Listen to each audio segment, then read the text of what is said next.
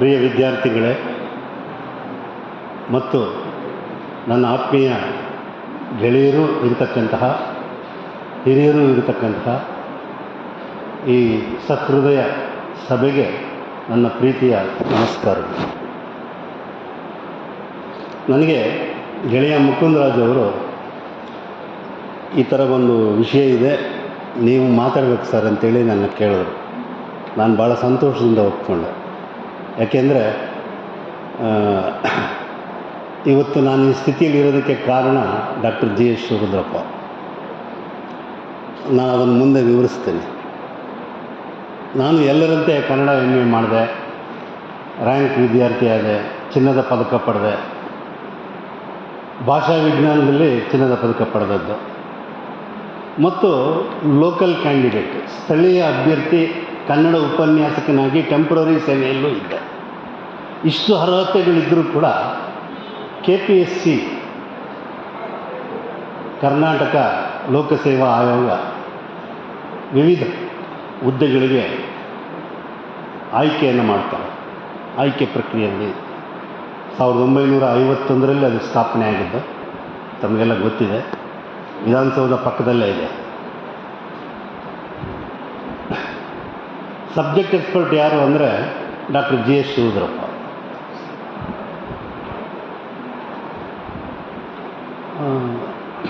ನಾನು ಆಯ್ಕೆ ಆಗಲಿಲ್ಲ.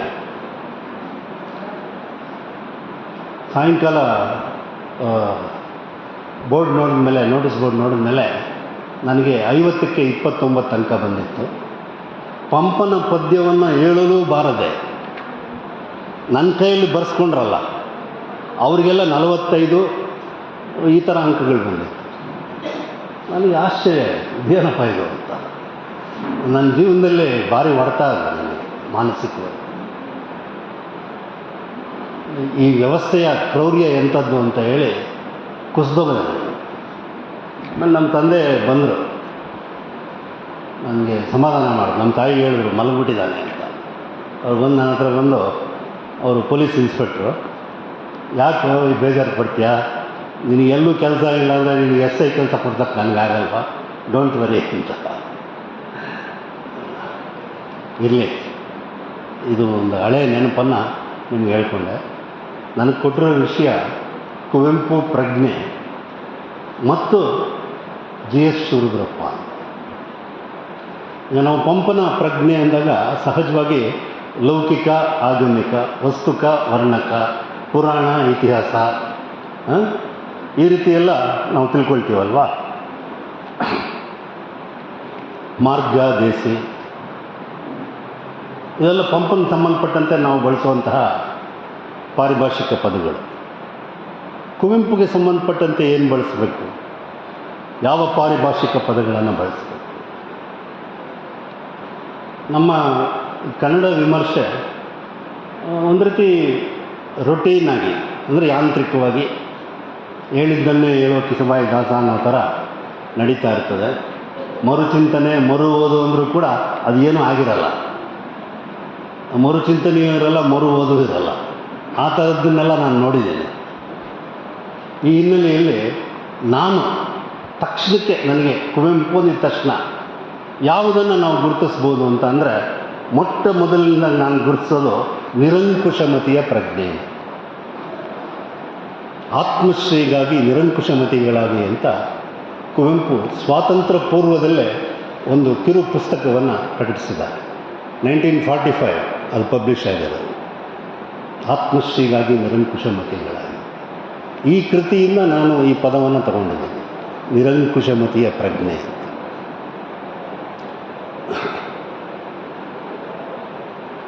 ನಾನು ಇದರ ಬಗ್ಗೆ ನನ್ನ ಪ್ರಿಯವಾದ ಹೊಸತು ಮ್ಯಾಗಝೈನ್ನಲ್ಲಿ ಒಂದು ವಾರ್ಷಿಕ ವಿಶೇಷಾಂಕದಲ್ಲಿ ಕುವೆಂಪು ಮತ್ತು ನೋಮ್ ಚಾಮ್ಸ್ಕಿ ಇಬ್ಬರನ್ನು ಕಂಪೇರ್ ಮಾಡಿ ಬರೆದಿದ್ದೇನೆ. ಚಾಮ್ಸ್ಕಿಗೆ ಪುಸ್ತಕ ನಾನು ಆಯ್ಕೆ ಮಾಡಿಕೊಂಡಿದ್ದು ಮೀಡಿಯಾ ಕಂಟ್ರೋಲ್, ಕುವೆಂಪುದು ನಾನು ಆಯ್ಕೆ ಮಾಡಿಕೊಂಡಿದ್ದು ಆತ್ಮಶ್ರೀಗಾಗಿ ನಿರಂಕುಶಮತಿಗಳಾಗಿ.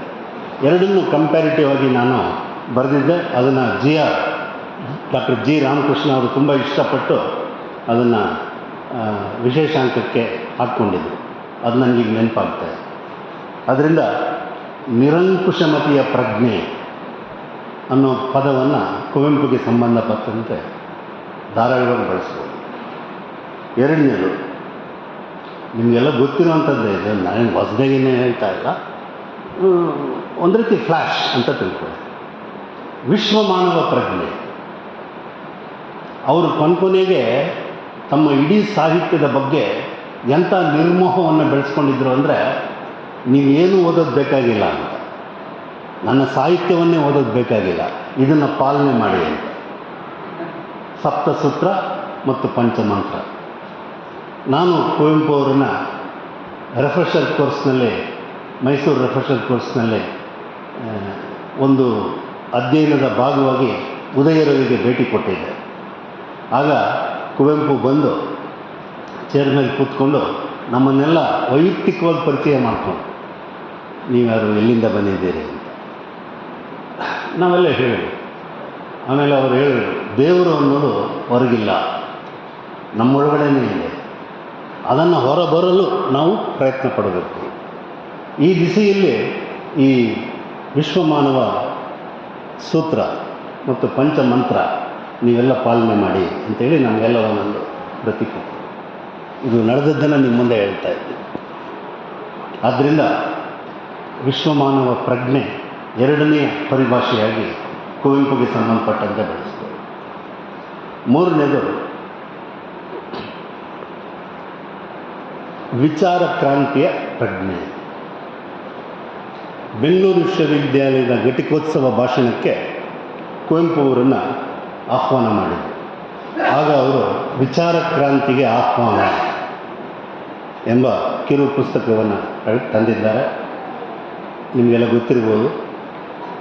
ನಾನು ಆಗಲೇ ಮೊದಲು ಹೇಳಿದ್ದು ಆತ್ಮಶ್ರೀಗಾಗಿ ನಿರಂಕುಶಮತಿಗಳಾಗಿ ಆಗ್ಬೋದು, ಮತ್ತು ಮರುವರ್ಷ ಪ್ರಕಟವಾದ ಶಿವರಾಮ್ ಕಾರಂತರ ಬಾಳ್ವೆಯೇ ಬೆಳಕು ಆಗ್ಬೋದು, ಮತ್ತು ವಿಚಾರ ಕ್ರಾಂತಿಗೆ ಆಹ್ವಾನ ಅಂತ ಕೃತಿಗಳಾಗ್ಬೋದು. ಇನ್ನೂ ಇವೆ. ಇವು ವಿಚಾರ ಸಾಹಿತ್ಯ ಪ್ರಕಾರಕ್ಕೆ ಸೇರುತ್ತೆ.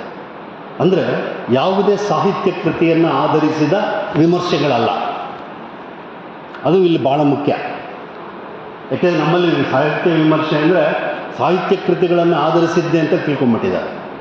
ಸಾಹಿತ್ಯ ಕೃತಿಗಳನ್ನು ಆಧರಿಸದಿದ್ದರೂ ವಿಮರ್ಶೆ ಸಾಧ್ಯ ಇದೆ. ಅದನ್ನು ಕುವೆಂಪು 1945 ಮಾಡಿ ತೋರಿಸಿದ್ದಾರೆ. ಆತ್ಮಶ್ರೀಗಾಗಿ ಕನ್ನಡದ ಮೊದಲ ವಿಚಾರ ಸಾಹಿತ್ಯ ಕೃತಿಗಳು ಯಾವುದು ಅಂತ ನನ್ನ ಕೇಳಿದ್ರೆ ನಾನು ಹೇಳೋದು ಕುವೆಂಪು ಮತ್ತು ಕಾರಂತರ 2 ಕೃತಿಗಳು, ಬಾಳ್ವೆಯ ಬೆಳಕು, ಆತ್ಮಶ್ರೀಗಾಗಿ ನಿರಂಕುಶಮತಿಗಳ. ಆದ್ದರಿಂದ ವಿಚಾರ ಕ್ರಾಂತಿಯ ಪ್ರಜ್ಞೆ ಮೂರನೇದು. ಇನ್ನೊಂದು ಶ್ರೀ ಸಾಮಾನ್ಯ. ಈ ಪದವನ್ನು ರೂಪಿಸಿದ್ದ ಕುವೆಂಪು. ಶ್ರೀ ಸಾಮಾನ್ಯ ಮತ್ತು ಸಾಮಾನ್ಯತಾ ಶ್ರೀ, ಇದು ಕುವೆಂಪು ಅವರ ಮಾತು. ಆದ್ದರಿಂದ ಶ್ರೀ ಸಾಮಾನ್ಯ ಅಥವಾ ಸಾಮಾನ್ಯತಾ ಶ್ರೀಯ ಪ್ರಜ್ಞೆ, ಇದು ನಾಲ್ಕನೇದಾಗಿ ಕುವೆಂಪು ಅವರಿಗೆ ನಾವು ಬಳಸ್ಬೋದಾದ. ಯಾಕೆಂದರೆ ನನಗೆ ಕೊಟ್ಟಿರೋ ಸಬ್ಜೆಕ್ಟ್ ಏನಿದೆ, ನಾನು ಅದನ್ನು ಒಂದು ಚೂರು ದಾಟ್ತಾ ಇಲ್ಲ. ಕುವೆಂಪು ಪ್ರಜ್ಞೆ, ಆ ಪ್ರಜ್ಞೆಯ ವಿವಿಧ ಆಯಾಮಗಳನ್ನು ನಾನು ಗುರುತಿಸ್ತಾ ಇದ್ದೀನಿ ಮತ್ತು ಈ ಪರಿಭಾಷೆಗಳನ್ನು ಸಹೃದಯರಾದ ತಮ್ಮ ಮುಂದೆ ನಿವೇದನೆ ಮಾಡ್ತಾ ಇದ್ದೀನಿ. ಐದನೇದು ದರಿದ್ರ ನಾರಾಯಣ ಪ್ರಜ್ಞೆ. ಇದೇನಪ್ಪ ಅಂತ ನಿಮ್ಗೆ ಅನಿಸ್ಬೋದು. ಏಕೆಂದರೆ ನಿಮಗೆಲ್ಲ ಗೊತ್ತಿದೆ, ಪಿತೃದೇವೋಭವ, ಮಾತೃದೇವೋಭವ, ಆಚಾರ್ಯ ದೇವೋಭವ. ಈ ಸಾಲಿಗೆ ನಾಲ್ಕನೇದಾಗಿ ದರಿದ್ರ ದೇವೋಭವ ಸೇರಿಸಿದ್ದು ಕುವೆಂಪು ಅವರು. ಸ್ವಾಮಿ ವಿವೇಕಾನಂದ ಅಂತ ಒಂದು ಪುಸ್ತಕ ಕುವೆಂಪು ಬರೆದಿರೋದಿದೆ, ರಾಮಕೃಷ್ಣಾಶ್ರಮದವರು ಪ್ರಕಟ ಮಾಡಿದ್ದಾರೆ. ಅದರಲ್ಲಿ ಬಹುಶಃ 2ನೇ ಚಾಪ್ಟ್ರೇ ದರಿದ್ರ ದೇವೋಭವ. ಮೊದಲನೇದು ಯಾರಿವನು, ನನ್ನ ನೆನಪು ಕರೆಕ್ಟ್ ಸರಿ ಇದ್ದರೆ, ಯಾಕೆ 70 ವರ್ಷ ಆಗಿದೆ, ಮೊದಲನೇ ಚಾಪ್ಟ್ರೇ ಯಾರಿವನು, 2ನೇದು ದರಿದ್ರ ದೇವೋಭವ ಅಂತ ನಾನು ಅಂದ್ಕೊಂಡೆ. ಏನಿದು ದರಿದ್ರ ದೇವೋಭವ?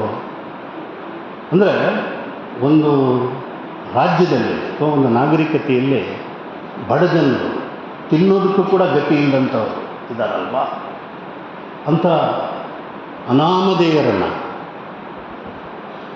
ತನ್ನ ಸಾಹಿತ್ಯದ ಕೇಂದ್ರ ವಸ್ತುವನ್ನಾಗಿ ಮಾಡಿಕೊಂಡಿದ್ದು ಕುವೆಂಪು. ಇದು ನೀವು ಗಮನಿಸಬೇಕು. ಯಾಕೆಂದರೆ ನಿಮಗೆಲ್ಲ ಗೊತ್ತಿ ಅಂತಕ್ಕಶಕ್ತಿ ಹೋಟ್ಲಿಗೆ ಹೋಗ್ತಾನೆ, ಏನಾದರೂ ಸಿಕ್ಬೋದು ಅಂತ. ಅವನಿಗೇನೂ ಸಿಕ್ಕಲ್ಲ, ಬರೀ ಅವನು ಸಿಕ್ಕಿದ್ದು ದೋಸೆಯ ವಾಸನೆ ಅಷ್ಟೇ. ನಿಮಗೆಲ್ಲ ಆ ವಿವರಗಳು ಗೊತ್ತಿರುತ್ತೆ, ನಾನು ಹೆಚ್ಚು ವಿವರಗಳಿಗೆ ಹೋಗಲ್ಲ. ಹೀರೆಯ ಹೂವು ಅಂತ ಒಂದು ಕವನ ಇದೆ. ನಿಜವಾಗ್ಲೂ ಈ ಸಭೆಯಲ್ಲಿ ನನ್ನನ್ನೂ ಸೇರಿಸಿದಂತೆ ನಿಮ್ಗೆ ಇಷ್ಟವಾದ ಹೂವು ಯಾವುದು ಅಂದರೆ ಹೀರೆಯ ಹೂವು ಅಂತ ಯಾರು ಹೇಳಲ್ಲ, ನಾನು ಹೇಳಲ್ಲ. ಇದು ಕುವೆಂಪು. ಯಾರ ಗಮನಕ್ಕೂ ಬಾರದೆ ಅಲಕ್ಷಿತವಾದ, ತಿರಸ್ಕಾರಕ್ಕೆ ಪಾತ್ರವಾದ ಒಂದು ಹೂವನ್ನು ಕುರಿತು ಅವರು ಎಂಥ ಉತ್ಕೃಷ್ಟ ಕವಿತೆ ಬರೆದಿದ್ದಾರೆ ಅಂದರೆ, ಅವರ ಸಮಗ್ರ ಸಾಹಿತ್ಯದ ವಸ್ತುವೇ ಹೀರೆಯ ಹೂವುಗಳು. ಅವನು ಏಕಲವ್ಯ ಇರ್ಬೋದು, ಅಥವಾ ಜಲಗಾರ ಇರ್ಬೋದು, ಶೂದ್ರ ತಪಸ್ವಿ ಇರ್ಬೋದು, ಅಥವಾ ಮನೆಗಳಲ್ಲಿ ಮದುಮಗಳು ಬರ್ತಕ್ಕಂಥ ಮೇನ್ ಕ್ಯಾರೆಕ್ಟರ್ಸ್ ಎಲ್ಲ ನೋಡಿ, ಸುಬ್ಬಮ್ಮ ಗಿಡತಿ ಕ್ಯಾರೆಕ್ಟರ್ಸ್ ನೋಡಿ, ಎಲ್ಲ ಹೀರೆಯ ಹೂವುಗಳು. ಇನ್ನು ರಾಮಾಯಣ ದರ್ಶನ ತಗೊಂಡ್ರೆ ಅಂತೂ ಹೀರೆಯ ಹೂವುಗಳನ್ನು ದೇವತೆ ಮಾಡಿಬಿಟ್ಟಿದ್ದಾರೆ.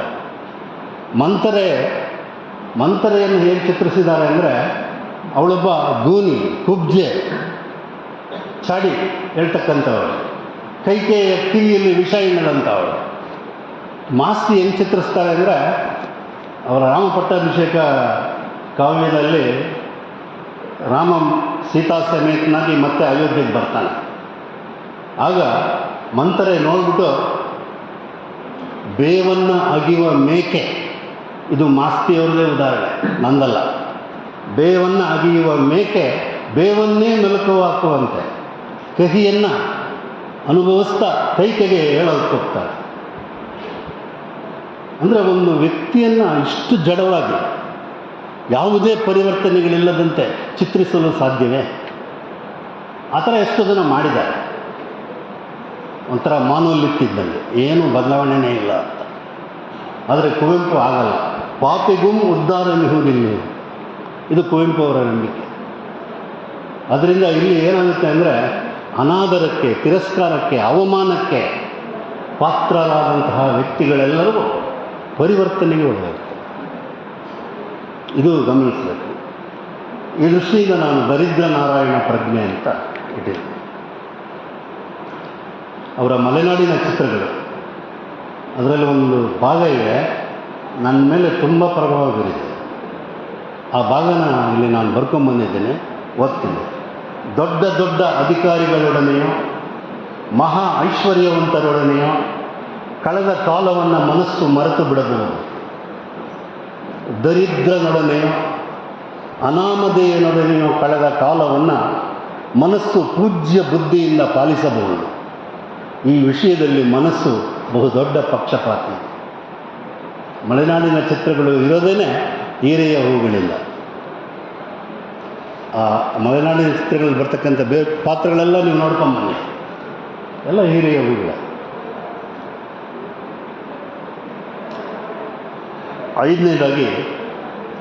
ಐದಾಯಿತು. ಆರನೇದಾಗಿ ನಾನು ಗುರುತಿಸ್ತಾ ಇರೋದು ಅನಿಕೇತನ ಪ್ರಜ್ಞೆ. ಓ ನನ್ನ ಚೇತನ, ಆಗು ನೀ ಅನಿಕೇತನ.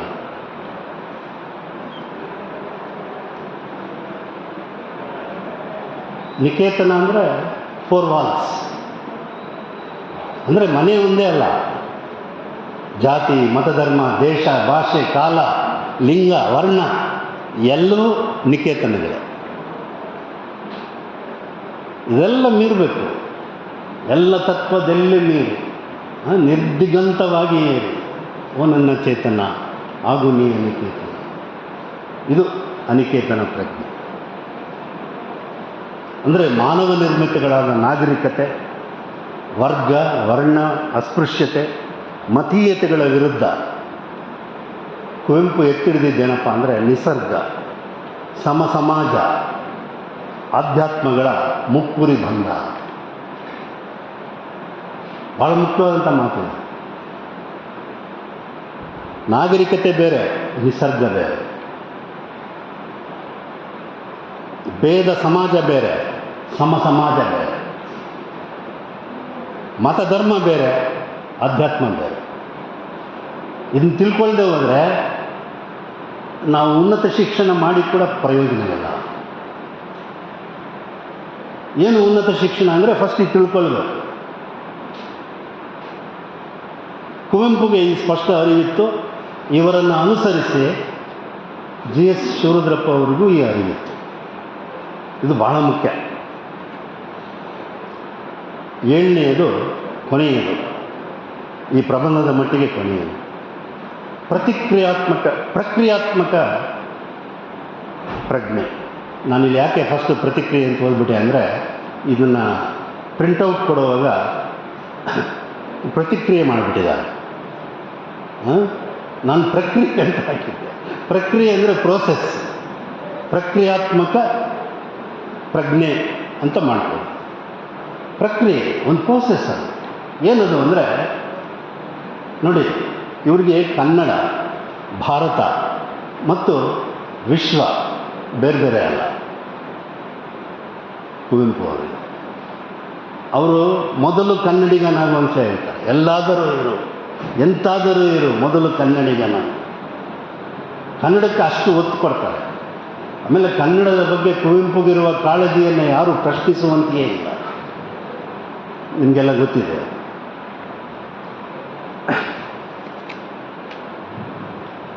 ನೂರು ದೇವರುಗಳ ನೂಕಾಚೆ ದೂರ, ಭಾರತಾಂಬೆಯ ದೇವಿ ಪೂಜಿಸುವ ಭಾಗ. ಇವಾಗ ಕನ್ನಡ ಎಲ್ಲೋಯ್ತು? ಇದು ವಿರೋಧ ಅಲ್ಲ. ಇದು ಮೊದಲು ಕನ್ನಡ, ಆಮೇಲೆ ಭಾರತ. ಆಮೇಲೆ ಭಾರತ ಅಂತ ಇದ್ಬಿಟ್ರೆ ಆ ರಾಷ್ಟ್ರೀಯತೆಯೇ ದುರಂತಕ್ಕೆ ಕಾರಣ ಆಗ್ಬೋದು. ರಾಷ್ಟ್ರೀಯ ಪ್ರಜ್ಞೆಯೇ ಮತೀಯತೆಯಾಗಿ ಪರಿವರ್ತನೆ ಆಗ್ಬೋದು. ಆದ್ದರಿಂದ ಅದನ್ನು ಮೀರಬೇಕಾಗುತ್ತೆ.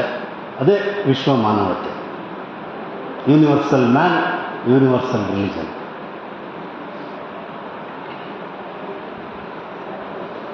ಗ್ರೀಕ್ ಉತ್ಕೃಷ್ಟ ಯುಗದ ಸ್ಟಾಯಿಕ್ ತತ್ವಜ್ಞಾನಿ ಜೆನೋ ಆಫ್ ಸಿಟಿಯಾ ಅಂತ ಅವನೊಂದು ಮಾತು ಹೇಳ್ತಾನೆ.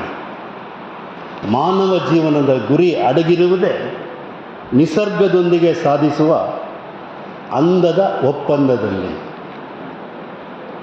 ಈ ಮಾತನ್ನು ಸಹೃದಯರು ಮತ್ತೆ ಮತ್ತೆ ಪರಿಭಾವಿಸಬೇಕು. ಮಾನವ ಜೀವನದ ಗುರಿ ಅಡಗಿರುವುದೇ ನಿಸರ್ಗದೊಂದಿಗೆ ಸಾಧಿಸುವ ಅಂದದ ಒಪ್ಪಂದ. ಈ ಅಂದದ ಒಪ್ಪಂದ ಅನ್ನೋದು ನನ್ನ ಮಾತಲ್ಲ, ಕುವೆಂಪು ಅವರ ಮಾತು. ದೇವರು ರುಜು ಮಾಡಿದನು ಆ ಕವಿತೆಯಲ್ಲಿ ಅಂದದ ಒಪ್ಪಂದ ಅನ್ನೋ ಮಾತು ಬರುತ್ತೆ. ಅಂದರೆ ನಿಸರ್ಗದಲ್ಲಿ ಒಂದು ಅಂದದ ಒಪ್ಪಂದ ಇದೆ. ಆ ಒಪ್ಪಂದದ ಒಂದು ಭಾಗವಾಗಿ ಮನುಷ್ಯನೂ ಇದ್ದಾನೆ. ಆದರೆ ಈ ಮನುಷ್ಯ ಯಾವ ಜೀವಿಯೂ ಮಾಡದೇ ಇರುವಂಥ ಒಂದು ಕೆಲಸವನ್ನು ಮಾಡ್ತಾನೆ. ಇಂಟರ್ವೆನ್ಷನ್ ಮೂಲಕ ಅಂದದ ಒಪ್ಪಂದವನ್ನು ಕೆಡಿಸ್ತಾನೆ. ಹೀಗೆ ಮಾಡಬಾರ್ದು ಅನ್ನೋದು ಜೆನೋ ಆಫ್ ಸಿಟಿಯಾ, ಇವನು ಗ್ರೀಕ್ ಸ್ಟಾಯಿಕ್ ತತ್ವಜ್ಞಾನಿ, ಅವನು ಹೇಳುವಂತಹ ಮಾತು. ಈಗ ನಾನು ಈ 7 ಪರಿಭಾಷೆಗಳಲ್ಲಿ ಕೆಲವನ್ನು ನಾನು ಹೇಳ್ತೀನಿ. ಮೊದಲನೇದಾಗಿ ನಿರಂಕುಶ ಮತೀಯ ಪ್ರಜ್ಞೆ. ನಿರಂಕುಶೀಯ ಮತೀಯ ಪ್ರಜ್ಞೆ ಅಂತ ಅಂದರೆ ಪ್ರಭುತ್ವಕ್ಕೆ ತಲೆಭಾಗದ ದಿಟ್ಟತನ. ದಯವಿಟ್ಟು ಇದನ್ನು ತಿಳ್ಕೊಳ್ಳಿ. ಪ್ರಭುತ್ವ ಅಂದರೆ ರಾಜಪ್ರಭುತ್ವ ಅಥವಾ ಸರ್ಕಾರಿ ಪ್ರಭುತ್ವ ಅಲ್ಲ. ರಾಜಕೀಯ, ಆರ್ಥಿಕ, ಸಾಮಾಜಿಕ, ಧಾರ್ಮಿಕ ಈ ಚತುಷ್ಟಯ ವ್ಯವಸ್ಥೆಯೇ ಪ್ರಭುತ್ವ. ದುಷ್ಟ ಚತುಷ್ಟಯ ಅಂತೀವಿ ನಾವು ಮಹಾಭಾರತದಲ್ಲಿ. ಪ್ರಭುತ್ವದಲ್ಲಿ ನಾವು ಗುರುತಿಸಬೇಕಾದಂತಹ ಚತುಷ್ಟಯ ವ್ಯವಸ್ಥೆ ಇದು. ರಾಜಕೀಯ ಪ್ರಭುತ್ವ, ಮತ್ತು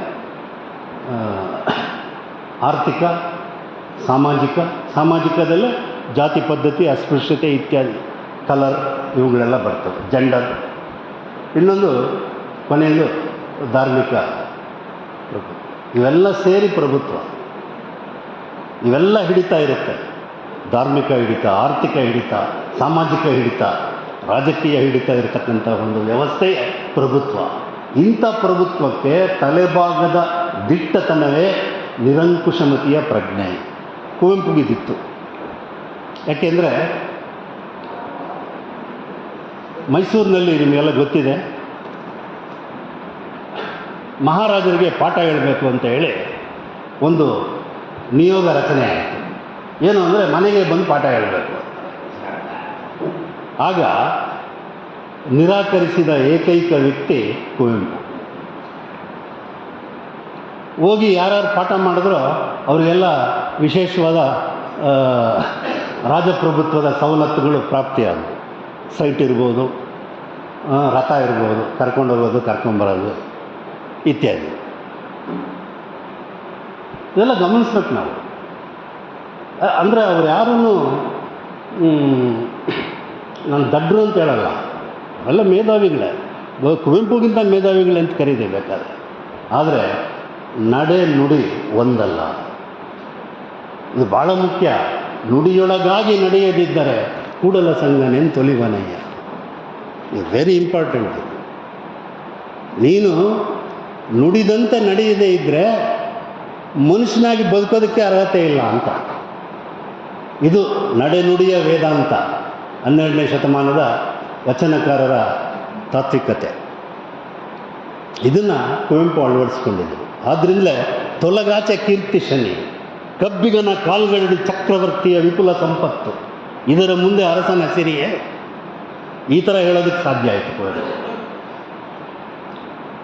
ಗೆಳೆಯರೇ, 1951ರಲ್ಲಿ ಕರ್ನಾಟಕ ಲೋಕಸೇವಾ ಆಯೋಗ ಸ್ಥಾಪನೆ ಆಯಿತು ಅಂತ ನಾನು ಆಗಲೇ ಹೇಳಿದೆ. ಆವಾಗಿಂದ ಎಷ್ಟು ಹುದ್ದೆಗಳು ಬೇರೆ ಬೇರೆ ಕ್ಷೇತ್ರಗಳಲ್ಲಿ ಆಗಿವೆ ಅನ್ನೋದನ್ನು ನೆನೆಸ್ಕೊಳ್ಳಿ ಇವತ್ತಿನವರೆಗೆ. ಎಸ್ಪೆಷಲಿ ಲೆಕ್ಚರರ್ಸ್ಗೆ ರಿಟರ್ನ್ ಟೆಸ್ಟ್ ಇಲ್ಲ, ಸ್ಪರ್ಧಾತ್ಮಕ ಪರೀಕ್ಷೆಗಳು ಲೆಕ್ಚರರ್ಸ್ಗಿಲ್ಲ. ಓರಲ್ ಟೆಸ್ಟ್, ಅಕಾಡೆಮಿಕ್ ಪ್ಲಸ್ ಮೌಖಿಕ ಪರೀಕ್ಷೆಗಳು. ಸಬ್ಜೆಕ್ಟ್ ಎಕ್ಸ್ಪರ್ಟ್ ಅಂತ ಒಬ್ಬರು ಬರ್ತಾರೆ. ಸಬ್ಜೆಕ್ಟ್ ಎಕ್ಸ್ಪರ್ಟು ಕೆಲವು ಪ್ರಶ್ನೆಗಳು ಕೇಳ್ತಾರೆ. KPSC ಮೆಂಬರ್ಸು ಒಂದಷ್ಟು ಜನ ಕೂತಿರ್ತಾರೆ, ಅವರು ಪ್ರಶ್ನೆಗಳು ಕೇಳ್ತಾರೆ.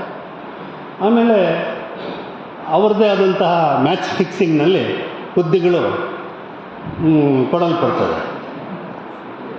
ಇದು ಮ್ಯಾಚ್ ಫಿಕ್ಸಿಂಗ್. ಇದು ಆ ಪದ ಬಳಸಿದ್ರೆ ಏನು ಹೇಳಬೇಕು ಅದು ಆಗುತ್ತೆ. ಅದಕ್ಕೋಸ್ಕರ ನಾನು ಅದನ್ನು ಬಳಸಿದೆ. ನಾನು 78ರಲ್ಲಿ MA ಮಾಡಿದೆ. ನಾನಾಗಲೇ ಹೇಳಿದೆ, ರ್ಯಾಂಕ್ ಸ್ಟೂಡೆಂಟು, ಗೋಲ್ಡ್ ಮೆಡಲಿಸ್ಟು, ಭಾಷಾ ವಿಜ್ಞಾನದಲ್ಲಿ ಚಿನ್ನದ ಪದಕ ಪಡೆದವನು, ಮತ್ತು ಈಗಾಗಲೇ ತಾತ್ಕಾಲಿಕ ಸೇವೆಯಲ್ಲಿ ಕನ್ನಡ ಅಧ್ಯಾಪಕನಾಗಿರ್ತಕ್ಕಂಥ. ಇನ್ನೂ ಒಂದು ಹೇಳ್ಬಿಡ್ತೀನಿ, ಹಿಂದುಳಿದ ಜಾತಿಗೆ ಸೇರಿದವನು. ಇಷ್ಟು ಅರ್ಹತೆಗಳಿದ್ದರೂ ಕೂಡ ನಾನು ಆಯ್ಕೆ ಆಗಲಿಲ್ಲ. ಸಬ್ಜೆಕ್ಟ್ ಎಕ್ಸ್ಪರ್ಟ್ ಯಾರು ಅಂದರೆ ಡಾಕ್ಟರ್ GS ಶಿವರುದ್ರಪ್ಪ. ನಾನು ನನ್ನ ಜೀವನದಲ್ಲೇ ಯಾವತ್ತೂ ಆ ಥರ ಕುಸಿದೋಗಿರಲಿಲ್ಲ, ಕುಸಿದೋದೆ. ಆದರೆ ಇದನ್ನು ಮೇಷ್ಟ್ರ ಗಮನಕ್ಕೆ ತರಲೇಬೇಕು ಅಂತ ನನ್ನ ಆತ್ಮಸಾಕ್ಷಿ ಹೇಳಿ ನಮ್ಮ ತಂದೆನ ಕರ್ಕೊಂಡು, ಅವ್ರದ್ದು ಬುಲೆಟ್ ಇತ್ತು, ಡಿಪಾರ್ಟ್ಮೆಂಟ್ ಬುಲೆಟ್. ನಾನು ಅದರಲ್ಲಿ ಕೂತ್ಕೊಂಡು ನಮ್ಮ ತಂದೆನೇ ಕರ್ಕೊಂಡೋದು JSS ಮನೆಗೆ. ಸಾಮಾನ್ಯವಾಗಿ ಪೇರೆಂಟ್ಸು, ಟೀಚರು, ವಿದ್ಯಾರ್ಥಿ 3 ದಾರಿಗಳಾಗ್ಬಿಟ್ಟಿರ್ತಾರೆ. ಇಲ್ಲ, ಹಂಗಾಗಲಿಲ್ಲ. ನಾವು ಮೂವರು ಒಂದಾಗಿ ನಮ್ಮನ್ನು ನೋಡಿ ಕೂತ್ಕೊಳ್ಳಿ ಬರ್ತೀನಿ ಅಂತ ಹೇಳಿ GS ಶಿವರುದ್ರಪ್ಪನವ್ರು ಇಳಿದು ಬಂದರು. ಏನು ಸರ್, ನೀವು ಬೆಳಗ್ಗೆ ಇಂಪ್ರೂವ್ ಮಾಡಿದ್ರಲ್ಲ ಸರ್? ಹೌದು, ಏನು ಅಂದರು. ಸಂಜೆಗೆ ಮಾರ್ಕ್ಸ್ ಅನೌನ್ಸ್ ಮಾಡಿದ್ರು. ನನಗೆ 29 ಮಾರ್ಕ್ಸ್ ಬಂದಿದೆ, ಇಂತಿಂಥವ್ರಿಗೆ 45 ಬಂದಿದೆ ಅಂತ. GSS ಒಂದೇ ಮಾತು ಹೇಳಿದ್ರು, ನಾನು ಯಾರಿಗೂ ಮಾರ್ಕ್ಸ್ ಕೊಟ್ಟೇ ಇಲ್ಲ, ನೋಡಿ, ಸಬ್ಜೆಕ್ಟ್ ಎಕ್ಸ್ಪರ್ಟ್ ಅವರು ಮಾರ್ಕ್ಸ್ ಕೊಟ್ಟೇ ಇಲ್ಲ. ಅವರ ಅಭಿಪ್ರಾಯ, ಅವ್ರಿಗೆ ಒಂದು ವಿಶೇಷ ಸ್ಥಾನ ಕೊಟ್ಟಿದ್ದಾರೆ, ಆಯ್ಕೆ ಸಮಿತಿಯಲ್ಲಿ ಅವರು ಇದ್ದಾರೆ, ಆದರೆ ಅವರು ಮಾರ್ಕ್ಸೇ ಕೊಟ್ಟಿಲ್ಲ. ನನಗೆ ಹೇಳಿದ್ರು ಅವರು, ನಮಗೆ 4 ಇನ್ಸ್ಟ್ರಕ್ಷನ್ಸ್ ಕೊಟ್ಟಿದ್ರು. ಏನು ಅಂದರೆ ABCD ಅಂತ ಮಾರ್ಕ್ ಮಾಡಿ, ಎ ಮಾಡಬೇಡಿ. ಎ ಅಂದರೆ ಎಕ್ಸಲೆಂಟ್ ಅಂತ, ನೀವೇ ಎಕ್ಸಲೆಂಟು, ನಿಮಗಿಂತ ಎಕ್ಸಲೆಂಟ್ ಯಾರೂ ಇಲ್ಲ ಅಂತ. ನೋಡಿ, ಗುರುವನ್ನು ಮೀರಿಸಿದ ಶಿಷ್ಯ ಅಂತ ಒಂದು ಮಾತಿದೆ. ಆದರೆ ಇಲ್ಲಿ ಇವರು ಹೇಳೋದೇನು ಅಂದರೆ, ನೀವು ಗುರುಗಳು, ನಿಮ್ಮನ್ನು ಮೀರಿಸೋವಂಥವ್ರು ಯಾರೂ ಇಲ್ಲ, ಅದರಿಂದ ಎ ಕೊಡಬೇಡಿ, ಡಿ ಕೊಡಬೇಡಿ, ಡಿ ಅಂತಲೂ ಕೊಡಬೇಡಿ. ಯಾಕಂದರೆ ಡಿ ಅಂದರೆ ಅನ್ಫಿಟ್ ಅಂತ. ನಿಮಗೆಲ್ಲ ಡಿಗ್ರಿ ಸರ್ಟಿಫಿಕೇಟ್ ಕೊಟ್ಬಿಟ್ಟಿದ್ದೀರಲ್ಲ ನೀವು, ಅವರೇ ತಾನೇ ಬಂದಿರೋದು ಈಗ ಅಭ್ಯರ್ಥಿಗಳಾಗಿ. ಆದ್ದರಿಂದ ಡಿ ಕೊಡಬೇಡಿ, ಬಿ ಕೊಡಿ, ಸಿ ಕೊಡಿ. ಸರಿ, ಅದರಲ್ಲಿ ಹೆಚ್ಚು ಕಮ್ಮಿ ತೋರಿಸೋದು ಹೇಗೆ ಅಂತ GSS ಕೇಳಿದ್ದಾರೆ. B+ ಅಂತ ಮಾಡಿ, B- ಅಂತ ಮಾಡಿ, C+ ಅಂತ ಮಾಡಿ, C- ಅಂತ ಮಾಡಿ ಅಂತ ಪೆನ್ಸಿಲ್ ಕೊಟ್ಟಿದ್ದಾರೆ. ಪೆನ್ಸಿಲ್ ಇದ್ದರೆ ಸಿದ್ಧಲಿಂಗಯ್ಯ ಹೇಳ್ತಾರೆ, ನಾನು ತಾವು ರಬ್ಬರ್ ಅದೇ ಅಳಿಸ್ತೀನಿ ಅಂತ. ಅವರ ಕವಿತೆಯ ಒಂದು ಸಾಲ ಅದು. ಅಂದರೆ ಮೈನಸ್ನ ಪ್ಲಸ್ ಮಾಡ್ಬೋದು, ಪ್ಲಸ್ನ ಮೈನಸ್ ಮಾಡ್ಬೋದು. ಆ ಇಂಟರ್ವ್ಯೂನ ವಿಶೇಷತೆ ಏನು ಅಂದರೆ 150 ಜನ ವಿವಿಧ ಸಬ್ಜೆಕ್ಟ್ಸಲ್ಲಿ ಅಧ್ಯಾಪಕರಾಗಿ ಆಯ್ಕೆಯಾದದ್ದು. 150 ಜನರ ಹುದ್ದೆಗಳಿಗೆ ಕರೆದಿದ್ದು. ಅದು ಯಾರ್ಯಾರು ಆಯ್ಕೆ ಆಗಿದ್ದಾರೋ ಅವರೆಲ್ಲ ಅಕಾಡೆಮಿಕ್ಕಾಗಿ ಅವ್ರ ಮಾರ್ಕ್ಸು ತುಂಬ ಕಡಿಮೆ. ಆಮೇಲೆ ಯಾರ್ಯಾರಿಗೆ ಮಾರ್ಕ್ಸ್ ಬಂದಿದೆಯೋ, ಕಡಿಮೆ ಮಾರ್ಕ್ಸ್ ಬಂದಿದೆಯೋ ಇಂಟರ್ನಲ್ಲಿ, ಅವರೆಲ್ಲರಿಗೂ ಅಕಾಡೆಮಿಕ್ಕಾಗಿ ಹೈಯೆಸ್ಟ್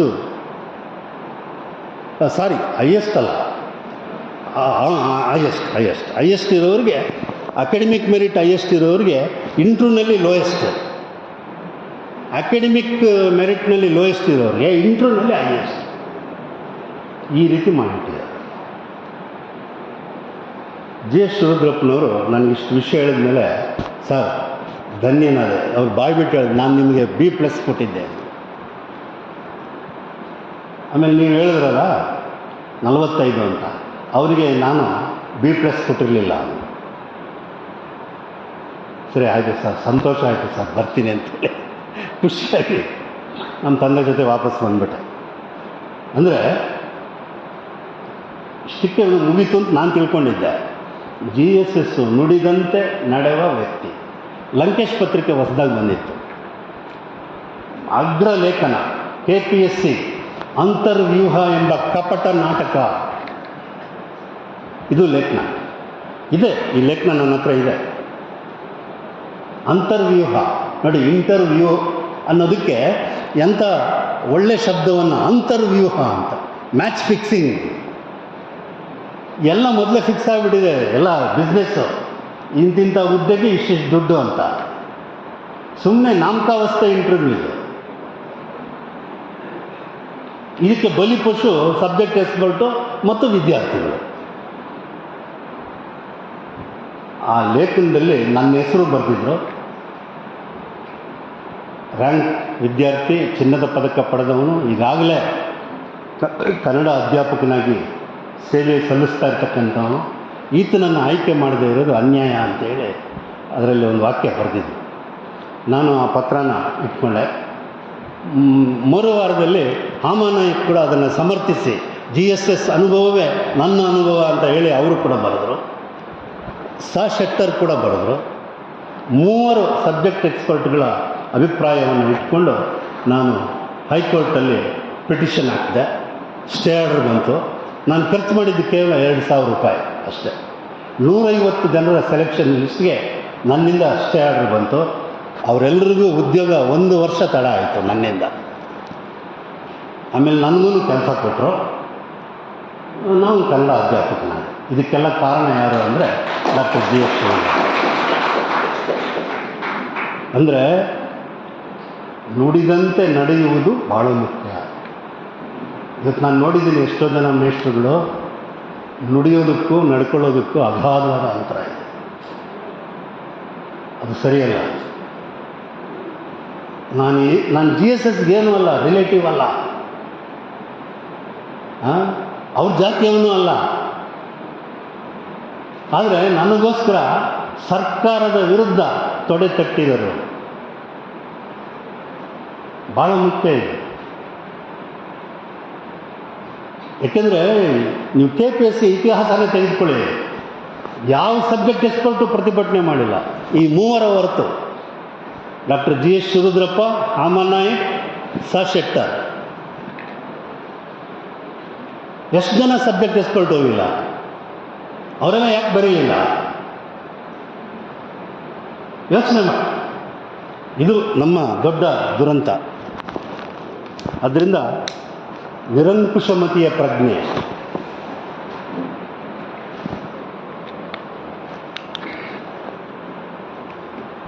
ಭಾಳ ಮುಖ್ಯವಾದ ನಿರಂಕುಶಮತಿಯ ಪ್ರಜ್ಞೆ. ಇದು ಕುವೆಂಪು ಅವರಲ್ಲಿ ಸಮೃದ್ಧವಾಗಿತ್ತು, GSS ಅವರಲ್ಲೂ ಸಮೃದ್ಧವಾಗಿತ್ತು. ಕುವೆಂಪು ನುಡಿದಂತೆ ನಡೆದರು, GSS ಕೂಡ ಅಷ್ಟೇ ನುಡಿದಂತೆ ನಡೆದರು. ವಿಶ್ವಮಾನವ ಪ್ರಜ್ಞೆ, ಆ ಮತದ ಈ ಮತದ ಸಹವಾಸ ಸಾಕಿನ್ನು, ಸೇರಿರೈ ಮನುಜ ಮತಕ್ಕೆ, ಬನ್ನಿರೈ ವಿಶ್ವಪಥಕ್ಕೆ. ಇದು ಕುವೆಂಪು ಕೊಟ್ಟ ಕರೆ. ಯಾವ ಧರ್ಮ, ಹಿಂದೂ, ಮುಸ್ಲಿಂ, ಕ್ರೈಸ್ತ. ಇತ್ತೀಚೆಗೆ ನಾನು ರೀಲ್ಸ್ ನೋಡ್ತಾ ಇದ್ದೆ ಮೊಬೈಲಲ್ಲಿ. ಆವಾಗ ಮೊಬೈಲ್ ನೋಡೋ ಚಟ ನನಗೂ ಇದೆ. ನೋಡ್ತಾ ಇದ್ದರೆ ಯಾರೋ ಒಬ್ಬರು ಚೀನಾಗೆ ಹೋಗಿ ಬಂದವರು, ಚೀನಾದಲ್ಲಿ ಜಾತಿ ಇಲ್ಲ, ಧರ್ಮ ಇಲ್ಲ, ನೇಚರ್ ಇಸ್ ಗಾಡ್ ಅಷ್ಟೇ ಅಂತ, ಪ್ರಕೃತಿಯೇ ದೇವರು ಅಂತ. ಒಬ್ಬ ಲೇಡಿ ತನ್ನ ಅನುಭವವನ್ನು, ಚೀನಾ ಪ್ರವಾಸದ ಅನುಭವವನ್ನು ಹೇಳ್ಕೊಂಡಿದ್ರು. ಆಕೆ ಆ ಥರ ಹೇಳ್ಕೊಂಡಿದ್ರು. ನಮ್ಮ ದೇಶದಲ್ಲಾದರೆ ಜಾತಿ ಧರ್ಮ ಅಂತ ನಾವು ಕಿತ್ತಾಡ್ತಾ ಇರ್ತೀವಿ. ಆದರೆ ಚೀನಾದಲ್ಲಿ ನೋಡಿ, ನಿಸರ್ಗವೇ ದೇವರು. ನಾವು ನಿಜವಾಗ್ಲೂ ಪಾಶ್ಚಾತ್ಯರಿಂದ ಕಲಿಯುವಂಥದ್ದು ತುಂಬ ಇದೆ. ಚೀನಾ, ಜಪಾನ್ ಇಂಥ ದೇಶಗಳಿಂದ ಕಲಿಯುವಂಥದ್ದು ಭಾಳ ಇದೆ. ಯಾಕೆ ಅಂದರೆ ನಿಸರ್ಗವನ್ನು ಭಾರತೀಯರು ಎಕ್ಕುಟ್ಟಿಸಿರುವಷ್ಟು ಇನ್ಯಾರೂ ಎಕ್ಕುಟ್ಟಿಸಿಲ್ಲ. ನಮ್ಮ ಎಲ್ಲ ಮಹಾನದಿಗಳು, ಕಿರು ನದಿಗಳು, ಕಾಲುವೆ, ರಾಜಕಾಲುವೆಗಳು ಚರಂಡಿಗಳಾಗಿವೆ. ಇದರ ವಿರುದ್ಧ ಲೋಹಿಯ 50ರ ದಶಕದಲ್ಲೇ ಪ್ರತಿಭಟನೆ ಮಾಡಿದ್ದಾರೆ. ಇಂಡಿಯಾದ ನದಿಗಳು, ರಾಜಕಾರಣದ ಮಧ್ಯೆ ಬಿಡುವು, ಅದರಲ್ಲಿ ಇಂಡಿಯಾದ ನದಿಗಳು ಅಂತ ಒಂದು ಲೇಖನ ಇದೆ, ದಯವಿಟ್ಟು ಓದಿ. 50ರ ದಶಕದಲ್ಲೇ ನೆಹರು ಪ್ರಭುತ್ವದ ವಿರುದ್ಧ ಭಾಳ ದೊಡ್ಡ ಗಲಾಟೆ ಮಾಡಿದ್ದಾರೆ. ಆದರೆ ಇವತ್ತಿಗೂ ಕೂಡ ಅದು ನಡೆದಿಲ್ಲ. ಇವತ್ತಿಗೂ ಕೂಡ ಕೈಗಾರಿಕಾ ತ್ಯಾಜ್ಯ, ಗೃಹ ತ್ಯಾಜ್ಯ, ಆಸ್ಪತ್ರೆ ತ್ಯಾಜ್ಯ, ಎಲ್ಲ ತ್ಯಾಜ್ಯಗಳನ್ನು ಕೆರೆಗಳಿಗೆ, ರಾಜಕಾಲುವೆಗಳಿಗೆ, ಉಪನದಿಗಳಿಗೆ, ಬ್ರೂಕ್ಸ್ ಅಥವಾ ದೊಡ್ಡ ನದಿಗಳಿಗೆ ಬಿಡ್ತಾ ಇದ್ದೀವಿ. ಸರಿನಾ ಇದು? ದಯವಿಟ್ಟು ಯೋಚನೆ ಮಾಡಿ. ಇನ್ನು ಕೋಮು ಜ್ವಾಲೆ ಬಗ್ಗೆ ಅಂತೂ ಹೇಳಂಗೇ ಇಲ್ಲ. ವಿಚಾರ ಕ್ರಾಂತಿಯ ಪ್ರಜ್ಞೆ ವೆರಿ ಇಂಪಾರ್ಟೆಂಟ್. ಯಾಕೆ ಅಂದರೆ ಪದವಿ ಶಿಕ್ಷಣದಲ್ಲಿ ಯುವಕರನ್ನು ವಿಚಾರವಂತರನ್ನಾಗಿ ಪರಿವರ್ತಿಸೋದು ಭಾಳ ಮುಖ್ಯ. ಇದಕ್ಕೆ ಶಿಕ್ಷಣ ಮೆಟ್ಲಾಗಬೇಕು ಅಂದರೆ ಏನು ಮಾಡಬೇಕು? ವಿಚಾರ ಸಾಹಿತ್ಯವನ್ನೇ ಪಠ್ಯ ಮಾಡಬೇಕು ಅನ್ನುವ ಆಲೋಚನೆ ಜಿ ಎಸ್ ಶಿವರುದ್ರಪ್ಪನವ್ರಿಗೆ ಬಂತು. ಹೀಗಾಗಿ ಅವರು ಪ್ರಥಮ ಬಾರಿಗೆ ಕರ್ನಾಟಕದಲ್ಲಿ ಯಾವುದೇ ವಿಶ್ವವಿದ್ಯಾಲಯ ಮಾಡದ ಸಾಹಸವನ್ನು ಮಾಡಿದ್ರು. ವಿಚಾರ ಸಾಹಿತ್ಯವನ್ನು ಪದವಿ ತರಗತಿಯ ವಿದ್ಯಾರ್ಥಿಗಳಿಗೆ ಪಠ್ಯವನ್ನಾಗಿತ್ತು. ವಿಚಾರ ಸಾಹಿತ್ಯ ಭಾಗ 1, ವಿಚಾರ ಸಾಹಿತ್ಯ 2 ಪ್ರಕಟ ಆಯಿತು. ಈಗಲೂ ಆ ಪರಂಪರೆ ಮುಂದುವರೆದಿದೆ. ವಿಚಾರ ಸಾಹಿತ್ಯ ಎಂಬ ಹೊಸ ಪ್ರಕಾರವನ್ನೇ ಸೃಷ್ಟಿ ಮಾಡಿದ್ದು ಡಾಕ್ಟರ್ ಜಿ ಎಸ್ ಶಿವರುದ್ರಪ್ಪ. ಇದಕ್ಕೆ ದೀಕ್ಷೆ ಕೊಟ್ಟವರು ಕುವೆಂಪು. ಅಂದರೆ ಕುವೆಂಪು ಪ್ರಜ್ಞೆಯ ವಿಸ್ತರಣೆ ಮತ್ತು ಅನುಷ್ಠಾನ ಯಾರಿಂದ ಆಯಿತು ಅನ್ನೋದನ್ನು ನಾವು ಗಮನಿಸಿದ್ರೆ ಅದು ಜಿ ಎಸ್ ಶಿವರುದ್ರಪ್ಪನಿಂದ ಆಯಿತು. ಅವರ ಶಿಷ್ಯರು ಇನ್ನೂ ಎಷ್ಟೋ ಜನ ಇದ್ದಾರೆ, ಅವ್ರು ಯಾರಿಂದಲೂ ಇದಾಗಿಲ್ಲ. ಆಗಿದ್ರೆ ಉದಾಹರಣೆ ಕೊಡಿ. ಕುವೆಂಪು ಅವರ ವಿಚಾರ ಕ್ರಾಂತಿಯ ವಿಸ್ತರಣೆ ಮತ್ತು ಅನುಷ್ಠಾನವನ್ನು ಡಾಕ್ಟರ್ GSS ಭಾಳ ನಿಷ್ಠೆಯಿಂದ ಮಾಡಿದ್ದಾರೆ. ಶ್ರೀಸಾಮಾನ್ಯ ಅಥವಾ ಸಾಮಾನ್ಯತಾ ಶ್ರೀ, ಇದನ್ನು ಕೂಡ ನಾನು ಆಗಲೇ ವಿವರಿಸಿದೆ. GSS ಎಲ್ಲಿವರೆಗೂ ಹೋದರು ಅಂದರೆ ಸಾಮಾನ್ಯನಿಗೆ ಸಾಹಿತ್ಯ ಚರಿತ್ರೆ 10 ಸಂಪುಟಗಳು ಬಂದ್ಬಿಡ್ತು. ಸಾಮಾನ್ಯನಿಗೂ ಸಾಹಿತ್ಯ ಚರಿತ್ರೆ ಬೇಕು ಅಂತ ನೋಡಿ. ಈ ಕಾನ್ಸೆಪ್ಟನ್ನು ಗಮನಿಸಿ. ಕುವೆಂಪು ಹೇಳಿದ್ದು ಶ್ರೀಸಾಮಾನ್ಯ, GSS ಹೇಳಿದ್ದು ಸಾಮಾನ್ಯನಿಗೆ ಸಾಹಿತ್ಯ ಚರಿತ್ರೆ. ತುಂಬ ಜನಪ್ರಿಯ ಆಯಿತು ಆ ಸಂಪುಟಗಳು. ದರಿದ್ರ ನಾರಾಯಣ ಪ್ರಜ್ಞೆ ಅಂತ ಹೇಳಿದ್ನಲ್ಲ, ಅವರ ಸಾಮಗಾನದ ಭಾಳ ಪ್ರಸಿದ್ಧ ಹಾಡು ಉಡುಗಣ ವೇಷ್ಟಿತ ಚಂದ್ರ ಸುಶೋಭಿತ ದಿವ್ಯಾಂಬರ ಸಂಚಾರಿ ಮಣ್ಣ ಧೂಳಿನಲ್ಲಿ ಕಣ್ಣ ನೀರಿನಲ್ಲಿ ಹೊರಳುತ್ತಿರುವರ ಸಹಚಾರಿ. ನೋಡಿ, ಈ ವೈರುಧ್ಯವನ್ನು ಗಮನಿಸಿ. ಒಂದು ಕಡೆ ಭವ್ಯತೆ, ಇನ್ನೊಂದು ಕಡೆ ದೈನ್ಯತೆ. ಭವ್ಯತೆ ಮತ್ತು ದೈನ್ಯತೆಗಳ ಸಮ್ಮಿಲನ, ಇದು ಆ ಗೀತೆಯ ವೈಶಿಷ್ಟ್ಯ. ಇದು ಬಂದದ್ದು ಕುವೆಂಪು ಅವರ ಪ್ರಭಾವದಲ್ಲಿ. ಆಮೇಲೆ ಅನಿಕೇತನ ಪ್ರಜ್ಞೆ. ನಾನು ಹೇಳಿದೆ ಆಗಲೇ, ನಾನು 2000ರಲ್ಲಿ ಕಾಡು ಮತ್ತು ತೋಪು ಅಂತ ನನ್ನ ಒಂದು ಕೃತಿ ಪ್ರಕಟ ಆಗಿದೆ. ನಾನು ಇನ್ನು ಹೆಚ್ಚಿಗೆ ಮಾತಾಡಲ್ಲ, ನನ್ನ ಟೈಮ್ ಆಗಿದೆ. 2000ರಲ್ಲಿ ಕಾಡು ಮತ್ತು ತೋಪು ಒಂದು ಕೃತಿ ಪ್ರಕಟ ಆಯಿತು. ಅದರಲ್ಲಿ ನಾನು ಒಂದು ಪ್ರಮೇಯವನ್ನು ಮಂಡಿಸಿದ್ದೆ. ಏನು ಪ್ರಮೇಯ ಅಂದರೆ, 2000 ಇವತ್ತು 25 ವರ್ಷ ಆಗಿದೆ, 2025. ಆ ಪುಸ್ತಕ ಬಂದಾಗ ನನ್ನ ಆತ್ಮೀಯ ಗೆಳೆಯ ಶಿವರಾಮಯ್ಯ ಏನು ಹೇಳಿದ್ರು ಅಂದರೆ, ಚಂದ್ರು, ಇದರಲ್ಲಿರುವ ವಿಚಾರಗಳನ್ನು ಅರ್ಥ ಮಾಡ್ಕೊಳ್ಳೋದಕ್ಕೆ ಜನಕ್ಕೆ 25 ವರ್ಷ ಬೇಕು ಅಂತ. 25 ವರ್ಷ ಅಲ್ಲ, ಇನ್ನು 100 ವರ್ಷ ಆದ್ರೂ ಅರ್ಥ ಆಗಲ್ಲ ಅನಿಸುತ್ತೆ. ಆ ಪ್ರಮೇಯ ಏನು ಅನ್ನೋದು ಹೇಳ್ತೀನಿ. ಶಿಕ್ಷಿತರಾಗುವುದು ಎಂದರೆ ಕನ್ನಡದಿಂದ ದೂರ ಸರಿಯುವುದು. ದಯವಿಟ್ಟು ನೀವೆಲ್ಲ ವಿಚಾರ ಮಾಡಬೇಕು. ನಮ್ಮ ಇವತ್ತಿನ ಭಾರತ ಕರ್ನಾಟಕದ ಸಂದರ್ಭದಲ್ಲಿ ಶಿಕ್ಷಿತರಾಗುವುದು ಎಂದರೆ ಕನ್ನಡದಿಂದ ದೂರ ಸರಿಯುವುದು. ನಮ್ಮ ನಂಗ್ಲಿಯಲ್ಲಿ ಮತ್ತು ನಾನು ಇರುವ remote village attached to forest Nadamantram Andhra Pradesh, ಅಲ್ಲೂ ಕೂಡ ಕಾನ್ವೆಂಟ್ ಸ್ಕೂಲ್ಗಳು. ಅಂದರೆ ಅಲ್ಲಿ ನಡಮಂತ್ರದಲ್ಲಿ ಕಾನ್ವೆಂಟ್ ಸ್ಕೂಲ್ ಇಲ್ಲ, ಕಾನ್ವೆಂಟ್ ಗಾಡಿ ಬರುತ್ತೆ, ಮಕ್ಕಳನ್ನ ಪಿಕಪ್ ಮಾಡಿಕೊಂಡು ಬೆಳಗ್ಗೆ ಕರ್ಕೊಂಡು ಹೋಗುತ್ತೆ, ಮತ್ತು ತಿರ್ಗಿ ಸಾಯಂಕಾಲ ಕರ್ಕೊಂಬರುತ್ತೆ. ವಿಕೋಟದಲ್ಲಿ ಕಾನ್ವೆಂಟ್ ಸ್ಕೂಲ್ ಇದೆ. ಗಮನಿಸಿ, ಶಿಕ್ಷಿತರಾಗುವುದು ಎಂದರೆ ಕನ್ನಡದಿಂದ ದೂರ ಸರಿಯುವುದು. ಎರಡನೇ ಪ್ರಮೇಯ, ನಾಗರಿಕರಾಗುವುದು ಎಂದರೆ ನಿಸರ್ಗದಿಂದ ದೂರ ಸರಿಯುವುದು. ನಿಮ್ಮ ಆತ್ಮಸಾಕ್ಷಿಗೆ ನೀವೇ ಕೇಳ್ಕೊಳ್ಳಿ, ನನ್ನ ಮಾತುಗಳು ಸತ್ಯ ಹೌದು ಅಲ್ವಾ ಅಂತ. ನಾಗರಿಕ ಅಂದರೆ ಸಿಟಿಜನ್. ನಾಗರಿಕರಾಗುವುದು ಎಂದರೆ ನಿಸರ್ಗದಿಂದ ದೂರ ಸರಿಯುವುದು. ದುರದೃಷ್ಟಕ್ಕೆ ಭಾಳಷ್ಟು ಜನ ಸಿಟಿಜನ್ಸೇ ಪರಿಸರವಾದಿಗಳಾಗಿದ್ದಾರೆ. ಪರಿಸರವಾಸಿಗಳಲ್ಲ. GS ರುದ್ರಪ್ಪ ನನಗೊಂದು ಮಾತು ಕೇಳಿದ್ರು, ಇದು ಅವ್ರದ್ದೇ ಮಾತು. ನಂಗ್ಲಿಯವರು ಪರಿಸರವಾದಿ ಅಲ್ಲ, ಪರಿಸರವಾಸಿ ಅಂತ. ಇರಲಿ, ಅಂದರೆ ಪದಗಳನ್ನು ಹೇಗೆ ಬಳಸ್ತಾರೆ ಅನ್ನೋದಕ್ಕೆ ಇದು ಉದಾಹರಣೆಗೆ ಹೇಳ್ತಾ ಇದ್ದೀನಿ. ಮೂರನೇ ಪ್ರಮೇಯ, ಇವು ಮೂರು ಬೇರೆ ಬೇರೆ ಅಲ್ಲ, ಇಂಟರ್ಲಿಂಕ್, ಪರಸ್ಪರ ಸಂಬಂಧಪಟ್ಟಿದೆ. ಸೈಬರಿಕ ಅಂದರೆ ನೆಟಿಜನ್, ಸೈಬರ್ ಕೆಫೆ ನಿಮಗೆಲ್ಲ ಗೊತ್ತಲ್ಲ. ಸೈಬರಿಕರಾಗುವುದು ಎಂದರೆ ಸಮುದಾಯಗಳಿಂದ ದೂರ ಸರಿಯುವುದು. ಇವು ಮೂರು ಇವತ್ತು ನಾವು ಅನುಭವಿಸ್ತಾ ಇದ್ದೀವಿ. ಎಲ್ಲ ಸೆಲ್ಫಿಶ್ ಆಗಿದ್ದಾರೆ. Cell plus fish, selfish double meaning. ಸ್ವಾರ್ಥಿಗಳು, ಸೆಲ್ಫಿಶ್. ಗಾಜಿನ ತೊಟ್ಟಿಯ ಮೀನುಗಳು, ಸೆಲ್ಫಿಶ್. ಎಲ್ಲರೂ ಹಂಗೆ ಆಗ್ತಾ ಇದ್ದಾರೆ ಇವತ್ತು. ಹಂಗಾಗಬಾರ್ದು. ನಾಗರಿಕತೆಯೇ ಒಂದು ದೊಡ್ಡ ಪ್ಯಾಕೇಜ್. ದಯವಿಟ್ಟು ಇದನ್ನು ತಿಳ್ಕೊಳ್ಳಿ. ನಾವು ಯಾವ ನಾಗರಿಕತೆಯಲ್ಲಿ ಬದುಕ್ತಾ ಇದ್ದೀವೋ ಅದೇ ಒಂದು ದೊಡ್ಡ ಪ್ಯಾಕೇಜ್. ಆ ಪ್ಯಾಕೇಜ್ ಏನು ಮಾಡುತ್ತೆ ಅಂದರೆ ಬರೀ ಪದಾರ್ಥಗಳನ್ನು ಪ್ಯಾಕೇಜ್ ಕೊಡೋದಲ್ಲ, ಆಲೋಚನೆಗಳನ್ನು ಕೂಡ ಪ್ಯಾಕೇಜ್ ಕೊಡ್ತದೆ.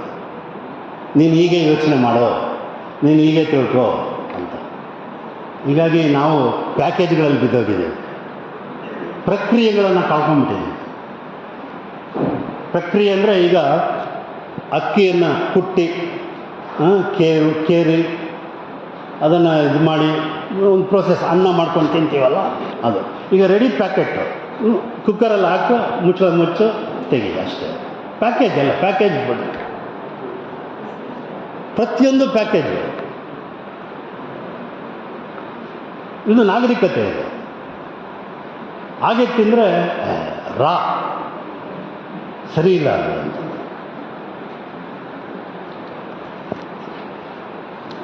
ಈ ಥರ ನಾವು ಇನ್ನೂ ಎಷ್ಟೊತ್ತು ಮಾತಾಡ್ಬೋದು.